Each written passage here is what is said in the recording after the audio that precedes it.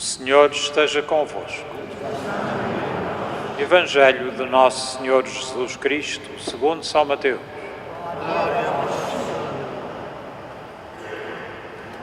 Naquele tempo disse Jesus aos seus discípulos a seguinte parábola.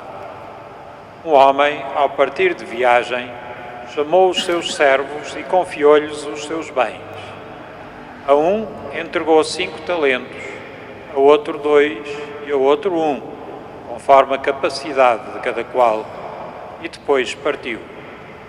O que tinha recebido 5 talentos, fê-los render e ganhou outros 5. Do mesmo modo que recebera 2 talentos, ganhou outros 2. Mas o que recebera um só talento, foi escavar na terra e escondeu o dinheiro do seu senhor.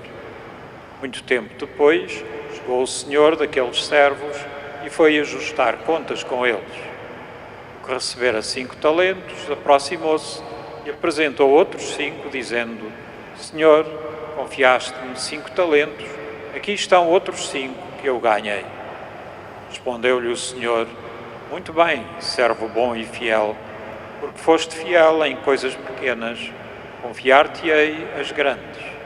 Vem tomar parte na alegria do teu senhor. Aproximou-se também o que recebera 2 talentos e disse: Senhor, confiaste-me 2 talentos, aqui estão outros 2 que eu ganhei. Respondeu-lhe o senhor: Muito bem, servo bom e fiel, porque foste fiel em coisas pequenas, confiar-te-ei as grandes. Vem tomar parte na alegria do teu senhor. Aproximou-se também o que recebera um só talento e disse: Senhor, eu sabia que és um homem severo, que colhes onde não semeaste e recolhes onde nada lançaste. Por isso tive medo e escondi o teu talento na terra. Aqui tens o que te pertence. O Senhor respondeu-lhe: Servo mau e preguiçoso, sabias que ceifo onde não semeei e recolho onde nada lancei. Devias, portanto, depositar no banco o meu dinheiro e eu teria, ao voltar, recebido com juro o que era meu. Tirai-lhe então o talento e dai-o àquele que tem 10. Porque a todo aquele que tem, dar-se-á mais e terá em abundância. Mas àquele que não tem, até o pouco que tem lhe será tirado. Quanto ao servo inútil, lançai-o às trevas exteriores. Aí haverá choro e ranger de dentes. Palavra da salvação. Glória a vós, Senhor.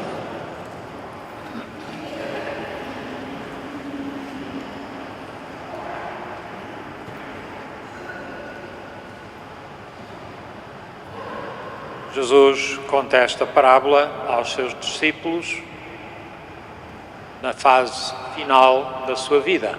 Ele está em Jerusalém e sabe que se preparam as coisas para o virem prender e está a fazer, portanto, este último desafio para que os discípulos pensem um pouco sobre como estão a corresponder ao chamamento que ele lhes dirigiu.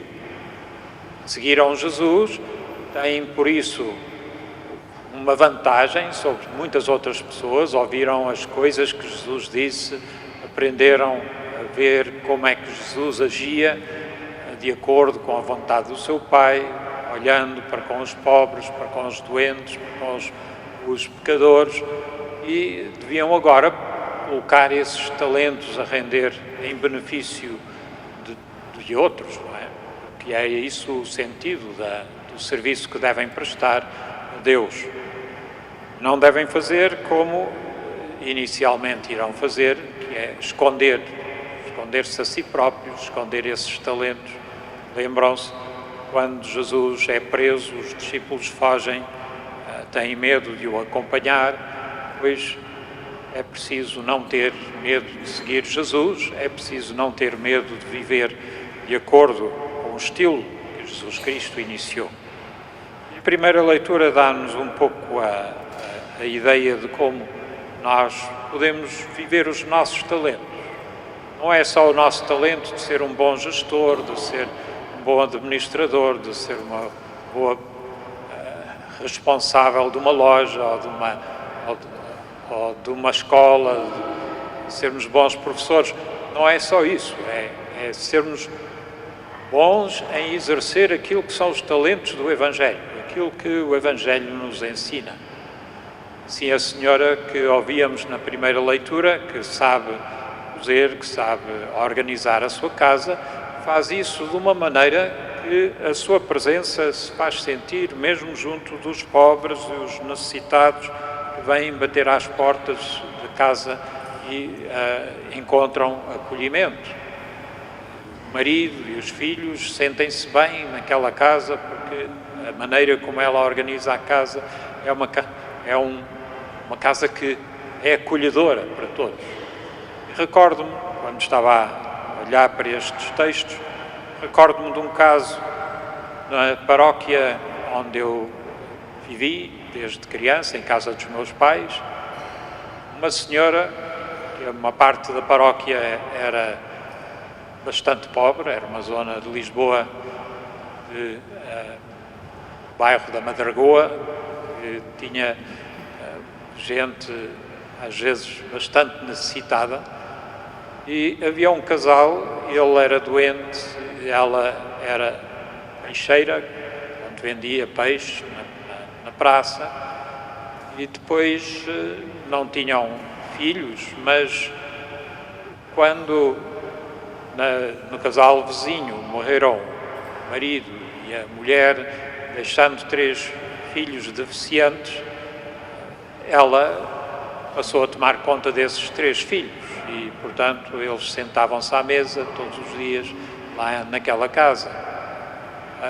E depois, um dia mais tarde, lembro-me que nesse mesmo bairro houve um desacato numa família, houve um marido que bateu na mulher, a mulher saiu de casa, era uma jovem, acho que eles nem sequer eram casados, mas enfim, ela foi maltratada e ficou sem lugar onde ficar. Ora, esta senhora abriu as portas da sua casa e disse: pois agora passas a ficar aqui em casa comigo, enquanto não encontrares outra solução. Então, este sentido de uma pessoa que não tinha grandes bens materiais, mas que tinha talentos de humanidade e talentos de hospitalidade, faziam com que a casa dela fosse um lugar de acolhimento e de bem-estar para pessoas que de outra forma não teriam uma vida sustentável. Pois nós somos desafiados a pensar como é que a nossa vida também torna presente esse carinho, essa ternura de Deus na vida dos outros, seja aqueles com quem convivemos profissionalmente, seja aqueles com quem convivemos em termos familiares.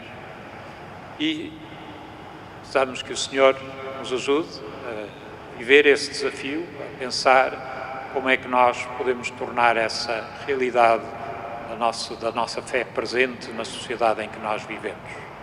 Precisamos isso para nós próprios, precisamos para a Igreja espalhada por todo o mundo, nomeadamente naquelas zonas, naquelas terras onde a violência e a dureza das pessoas umas para com as outras torna às vezes difícil que as pessoas tenham gestos de solidariedade e de justiça, pois que aqueles que seguem Jesus Cristo nessas terras possam ser fonte de reconciliação e de paz e que se sintam apoiados, pelo menos com a nossa oração, se sintam apoiados pela graça de Deus que apoia a todos aqueles que procuram seguir Jesus Cristo.